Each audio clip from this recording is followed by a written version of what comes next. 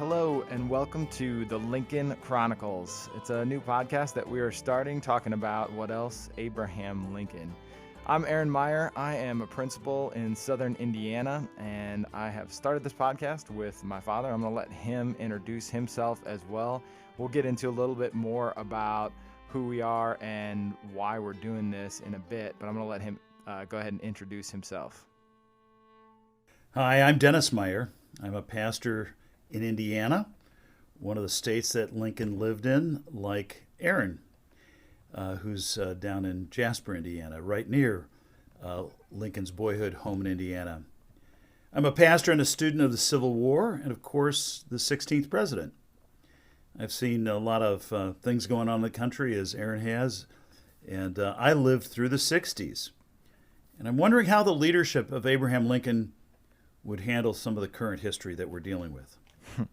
Aaron, great to join you with this. Yeah, I'm glad to spend this time, and I hope other people enjoy listening to this too. I think I want to start out there. You hinted at it a little bit, but in all the topics in the world, you love talking about the Civil War, so that's definitely part of the reason that we're doing this, and have created an interest in me throughout my life. I ended up being a social studies teacher and still love history and the things that it can teach us about our lives today. So for me, the purpose of looking at life today through the lens of Lincoln is that I think his leadership and character and the way that he evolved give us a window into the world today that we is desperately needed. I don't know where you're at on that, but you certainly have an interesting perspective being the leader of a church, an interesting time in the history of our country.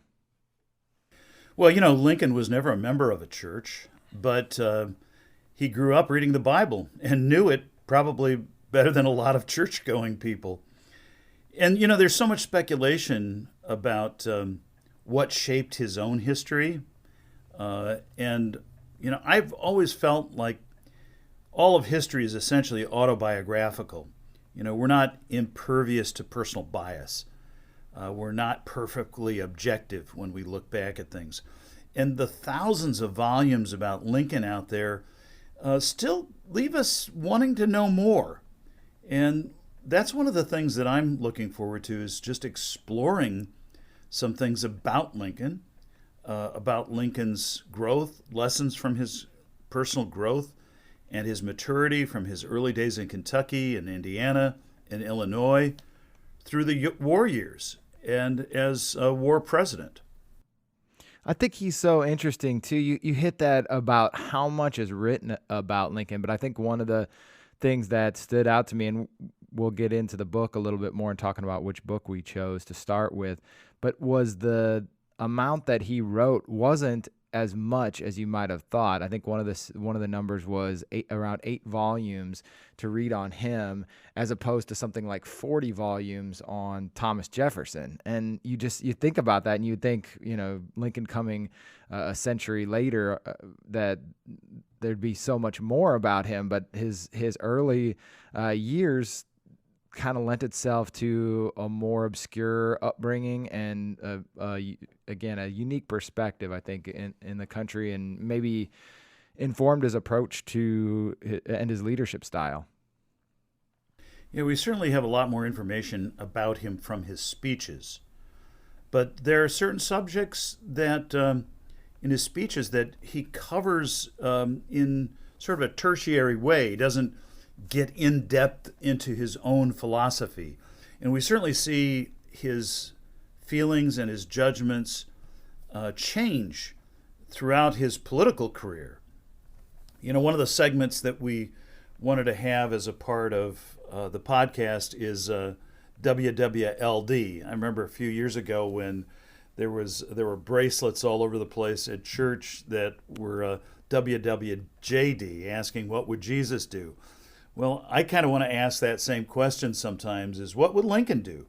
We look at leadership in politics and politics in general today, and people are just obfuscating and trying to cloud over issues or use them as, bullwhips for their own positions. Lincoln was not adverse to being a tough politician. So those are some of the things that I want to look at too, is how he grew in his politics and how he used his politics. I mean, he loved free speech and debate. Uh, I don't think he would be about cancel culture. And we're talking about that and dealing with that right now. Why the Civil War specifically for you? I mean, I definitely love history, but I think you have honed in on that specific time period as something that is more than just a hobby or just kind of a passing interest. You've really become a student of that time period. Yeah, I think the reason I love it so much, fascinated by it, certainly shaped a lot of my learning, is that it was the crucible through which our country went. I mean, we often talk about the original sin of our country, which is slavery, of course. And the Civil War was this crucible that we went through where thousands and thousands of people died. And what were we really fighting for? That was one of the questions that just keeps coming up in my own mind about what the fight was all about. And was it states' rights? Was it because the South was breaking away? Was it for the abolitionist concept? Was it for, just political advantage?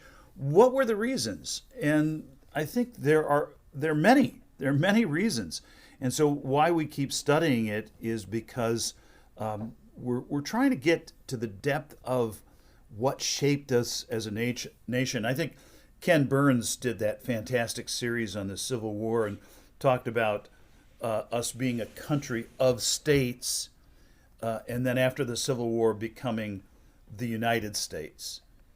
And I think that we're still, that debate's still going on in many respects.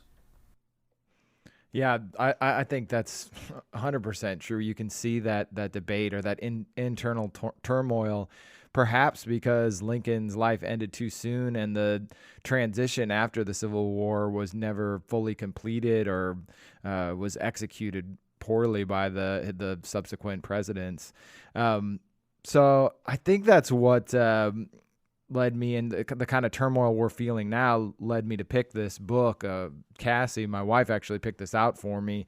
I got to choose the first one, and the format for us is going to be kind of 10 episodes breaking down the book and trying to look at it through the lens of today and how it could inform even going forward from here. The book is called The Fiery Trial: Abraham Lincoln and American Slavery. The author is Eric Foner. He's a professor at Columbia University and has won a bunch of awards. This one, I think, correct me if I'm wrong, I think won the Pulitzer or some kind of a writing award. Yeah, it won the Pulitzer Prize. Yeah, excellent. I mean, his writing style is not just thorough, but entertaining, and we're going to go through the book, kind of break down each chapter. And today we're going to talk a little bit about the kind of not the epilogue, but the prologue, and just setting up Lincoln in growing up. So I don't know if you want to lead off or if you want me to, but I can kind of start to talk about what I got out of the first part of the book. Right. Well, I was fascinated by one of the things that he said right at the very beginning. He said, in a way, we found it too easy to understand Lincoln. We think we know him because in looking at Lincoln, we're really discovering ourselves. Hence, he seems perennially relevant. He's always our contemporary. And I think that's really true, and I think he really hits that sense. Where Lincoln jots down notes and private musings or public issues, but he didn't keep a diary. He didn't write very many personal letters. But we feel like we know him because, his picture hung in every classroom that I grew up in elementary school. And, I can remember one of my earliest trips as a child with my parents going to Lincoln's boyhood home in Illinois. And one of the attendants at the little gift shop was a blind man, and I wanted a bust of Abraham Lincoln. And I remember this man who was blind reaching in to get a bust out, and he knocked a bunch of them over. But it just reminded me of how special this place was, his home in Springfield, and how even I, as a little child, admired him and felt like I knew him. You know, what was special about Abraham Lincoln, besides being so eloquent with his words and his writing, but I think connects with us, in, I guess would say, with the very soul of our nation. Well, what you said there is pretty interesting because I think he hits on that right away in the book, saying somewhere near the beginning, everyone claims him as his own. I mean, you talked about him in Illinois. I mean, Kentucky would probably claim Lincoln on some level. Southern Indiana definitely claims Lincoln, and boyhood home. They have his boyhood home's in Indiana, so you could say both, in fact. And I think that part of that speaks to his upbringing too, and there's something about the way that he grew up that is part of the soul of the United States as well, right? He's this self-made frontiersman who grows up from obscurity to become arguably the greatest president in the history of the United States. I mean, that could sum up what we all aspire to be and what we hope that our country is, right? This country that came from nothingness to reach great heights and hopefully project positive ideals to the rest of the world.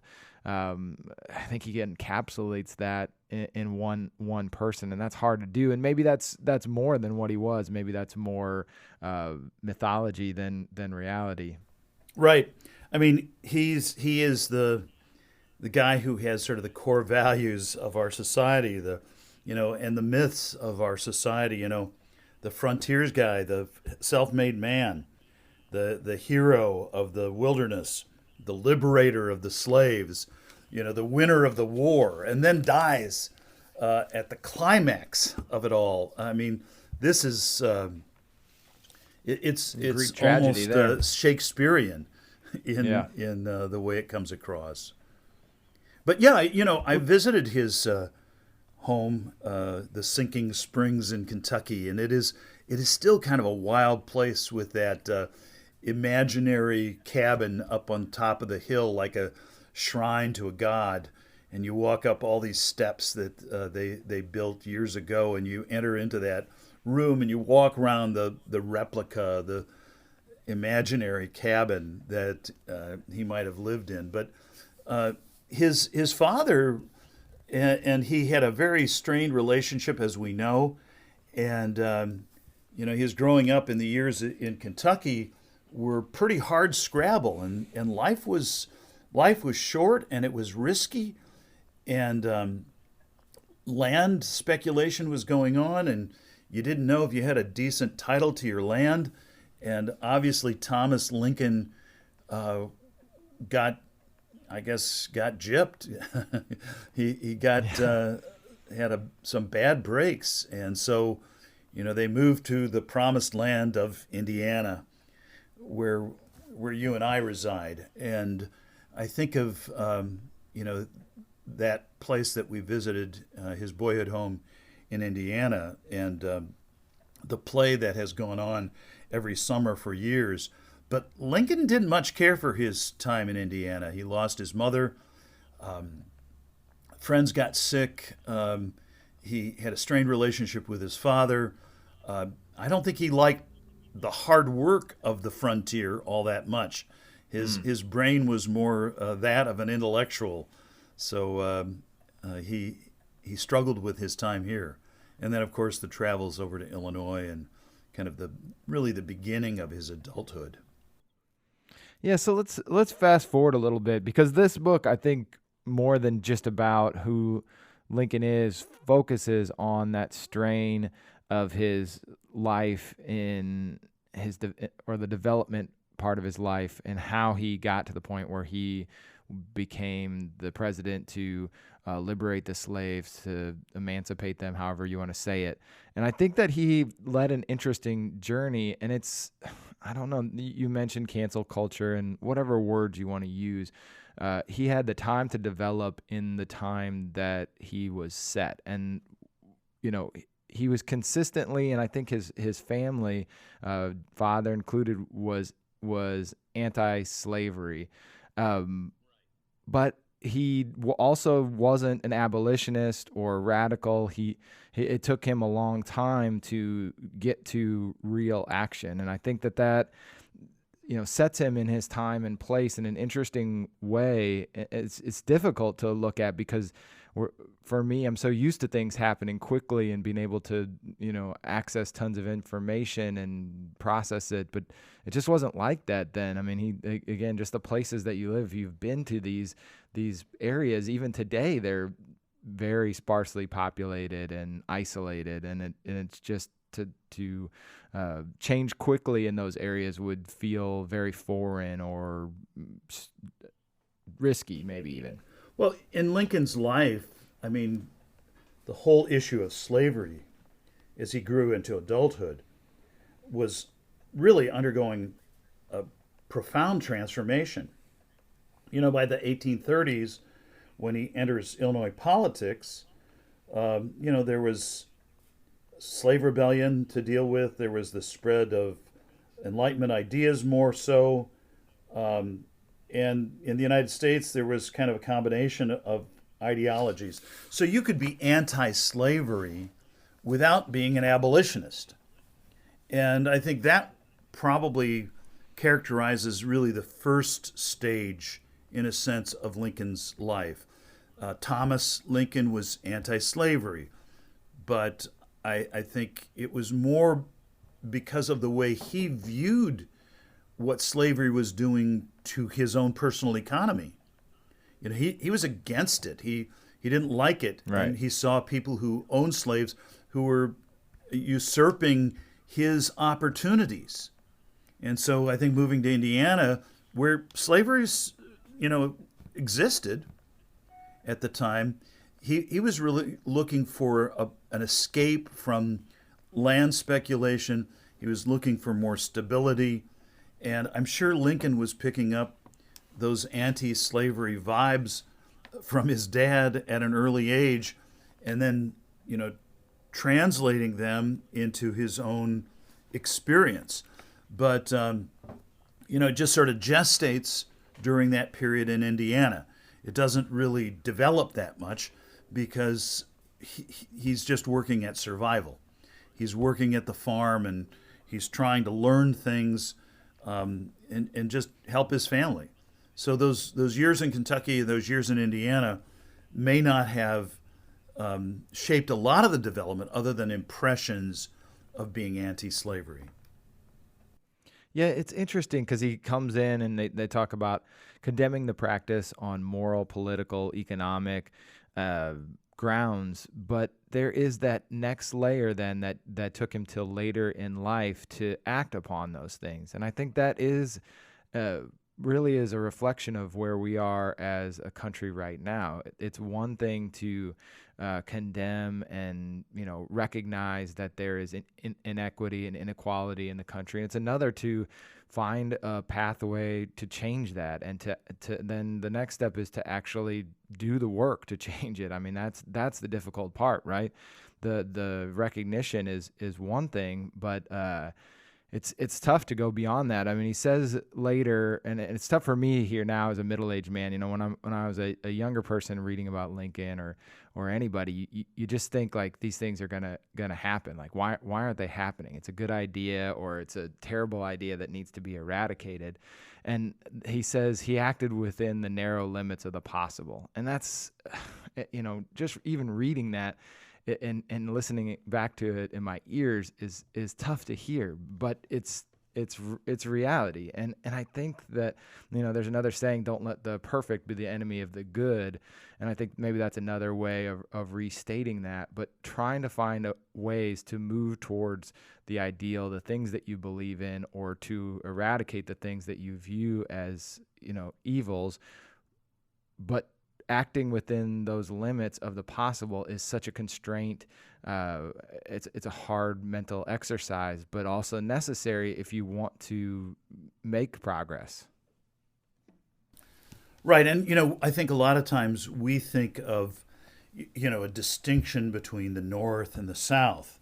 The North didn't have slavery, but in the North there was no political or social equality for blacks, and so Yeah, no vote or anything like that. right, right. Race, was one of those things that there was social inequality among all of colonial America, and it emerged in the South as a justification for slavery in this land of liberty. And so, that it's still sort of not sort of, it still is a battle that we continue to fight today. And so we look back at this period of history and say, how far have we really come? The abolition in the North drew a geographical line across the country, the Mason-Dixon line. But, there's kind of a line that it didn't draw, and that was a social line. And, a lot of the people who were fighting the war and who Lincoln was leading, in a sense, as commander-in-chief, did not ever think that this was going to be a war to free slaves. It was a different kind of war that they were fighting.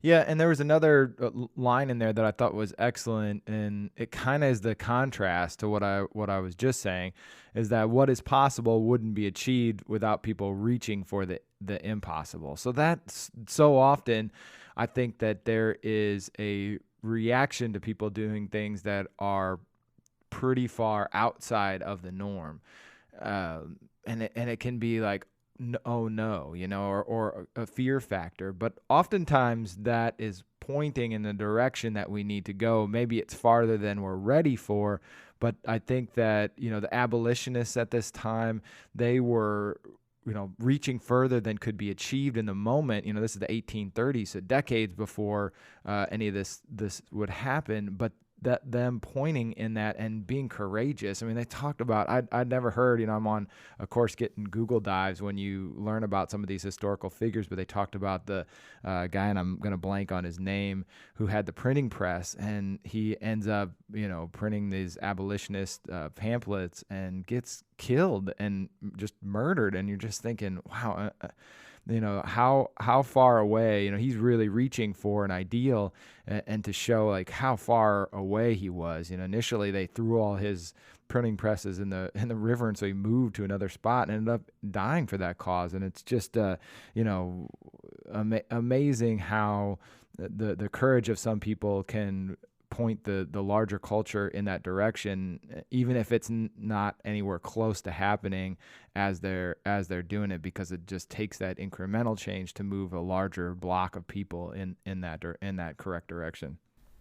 Yeah, Lincoln was working through a political system towards his goals, which I think were very personal. I mean, he was striving for personal achievement, and I think he liked power. I'm not sure that he was, on the front lines of printing diatribes for a particular cause. He was looking for a way of moving the nation. And so it's amazing to me how his larger views, so to speak, develop during this time. For instance, when he was a Whig and practicing law, and this new system of politics that was coming into view, Lincoln became pretty skilled as a political manager during this time, and he pushed for development of this political machine within the Whigs, right down to the local precinct captains in Illinois. I mean, he literally contributed hundreds of articles in Whig newspapers in Springfield. And this was 20 years before, his celebrated speeches. Lincoln's commenting on the need for, party discipline. So he thinking strategically throughout this time about what's going to happen. And he's reading about what's happening in Kansas and Missouri and southern Illinois, and he's seeing and reading about atrocities that occur, which are, I think, influencing every bit of his thought during this whole time. Yeah, I think they talk about him growing into greatness, and that's such an interesting perspective too. That hints at a lot of what you're saying right there. Is that he is, learning on the job in a lot of cases, but so often we see that as in the end as the best way to go about something. You think about the Beatles in the German nightclubs, just playing for hours at a time, like building up their skills and getting opportunities. Yeah, they had otherworldly talent, but you also need to hone that talent. Go through losses, see figure things out and have that opportunity. And I think that those battles too allowed him to face the crisis that he did. I mean, some people just shrink in the face of a crisis, and some it illuminates their strength of character. And he certainly, of all the other things that you could say about him, is that strength of character, that he was willing to stand by his beliefs no matter what. And that's such a unique characteristic in a human being. I can't imagine being in that seat in that time period, being able to force myself mentally through the things that he had to carry the weight of the country even through. Well, it's interesting too because early in his life, he decides to break with the life of his father, and he decides, and he doesn't romanticize his life in Kentucky or Indiana. He wants to leave that behind, and so kind of like having a son moving to California and getting away from his parents.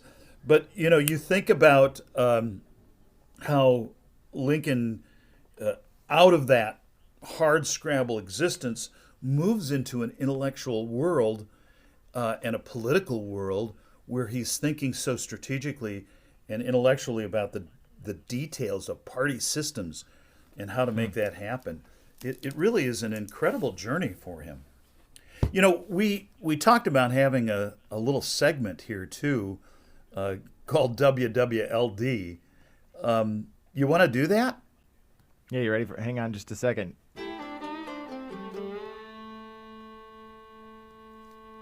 All right, you're ready for it. Yeah.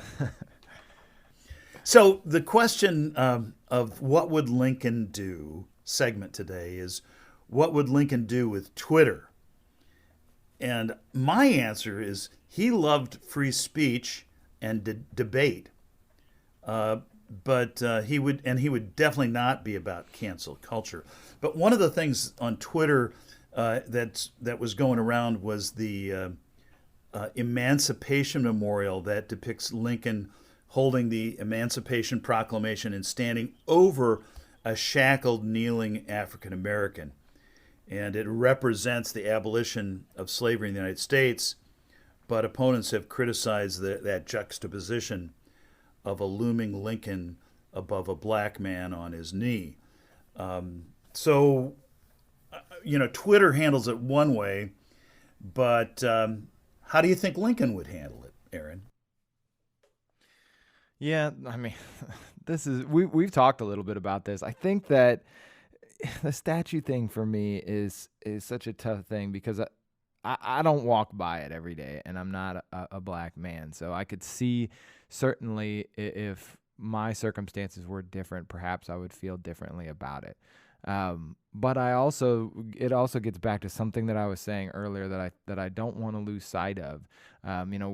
Just thinking about the NBA, I think that Jason Williams, one of the ESPN commentators, really hit on this.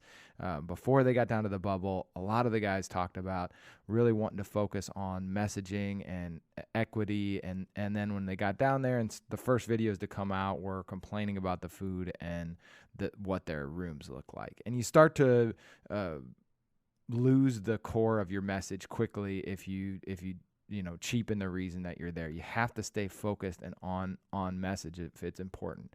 So maybe the most important thing is to remove these statues. I kind of doubt that's what the majority of people need and want. I'm not saying it's not important, but I think that if you want to do real change, one of the things that Lincoln was good at was staying on message, staying focused, again, acting within the narrow limits of the possible. So maybe you could use all your political capital and get those statues removed. But when they're all gone, does that change the circumstances for the people that are upset about those statues? I'm not sure. I don't know, and I'm not deep enough into the movement to know. But I have a sneaking suspicion that there are better things to use that capital on. So I think that he would go after things that could really help the larger majority of the people. That seemed to be throughout his life what he was about is working in those limits, but trying to help the largest number of people possible.